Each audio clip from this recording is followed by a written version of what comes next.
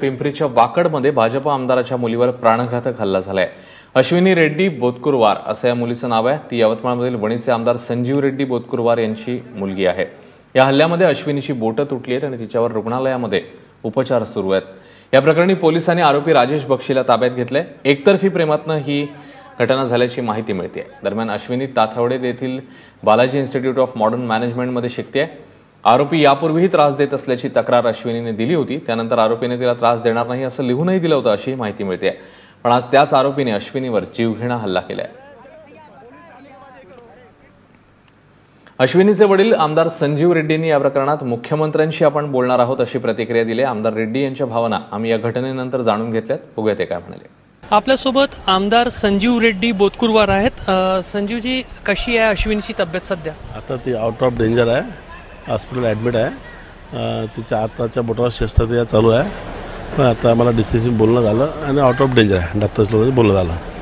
तिला जे चाकूचे मार लागलेला आहे त्याच्यामध्ये तिला म्हणजे बोटांना इजा झाली आहे की बोटं तुटली आहे, काय सांगू शकाल? दोन बोटाला इजा झाली आहे। तरंगळीचा एक बोट तुटला आहे आणि हातावरही चाकूचे वार आहे आणि दुसऱ्या बोटाला इजा आहे। दोन बोटं तुटल्या तिचे, एक बोट तुटला आहे आणि दुसऱ्या बोटाला इजा आहे।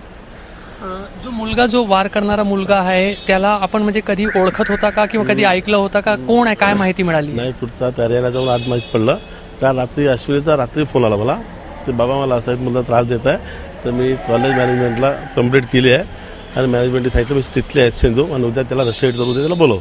त्या रात्री मला बोलणं झालं होतं। हा मुलगा किती दिवसापासून त्रास देत होता आणि मॅनेजमेंटला केव्हा तक्रार केली होती? मॅनेजमेंटला काल कंप्लेंट केली होती आणि कालच तिचा फोन आला। औषध ते 2 दिवसापासून तुमचा त्रास असेल, 8 दिवसापासून ते माहीत, पण काल तिचा फोन आला। काल मॅनेजमेंटला कंप्लेंट केली, तिचा मला फोन आला त्रास देता म्हणून। एक वडील म्हणून तुमची प्रतिक्रिया, कारण मुलगी बाहेर शिकते, काळजी असते प्रत्येक वडिलांना, तर ही घटना किती गंभीर वाटते म्हणजे कायद्याच्या अनुषंगाने, आणि जे बाहेर मुली शिकतात, जे मुली बाहेर नोकरी करतात, त्यांच्या सुरक्षेसाठी काही उपाय करण्याची गरज आहे? निश्चितपणे अनेक मुली शिक्षणाच्या निमित्त असो, नोकरीच्या निमित्त असो, घरापासून तिथे लांब अंतर असते। मुलीचा सुरक्षेचा प्रश्न अशा निमित्तानं प्रश्न येतो। आज मी जरी आमदार असलो, अनेकांच्या सामान्य जनाच्या मुलीवरही अत्याचार होतो, अटॅक होते। अतिशय गंभीर घटना आहे। या संदर्भात मी आदरणीय मुख्यमंत्री साहेबांना बोलणार आहे, कठोरात कठोर कारवाई होईल आणि अशा घटना पुढे होणार नाही या संदर्भात शासन निश्चितपणे पाऊल उचलेल। या संदर्भात मी माननीय मुख्यमंत्री यांची बोलला। आत्ताच मला राज्यमंत्री नामदार रणजित पाटील साहेबचा फोन आला, तिच्या ACB त्यांनी तिथली ॲडमिशन दिली आहे, संबंधित मुलाला अरेस्ट केला आहे।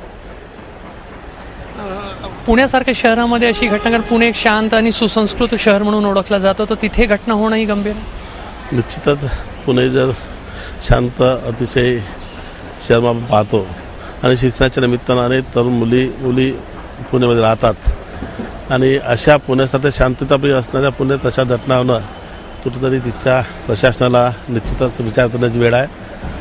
तिच्या मी दिल्यानंतर पहिल्यांदा मुलीची तब्येत पाहून मुलीशी माझं बोलणं झालं नाही, आउट ऑफ डेंजर तिला सांगण्यात आलं आहे।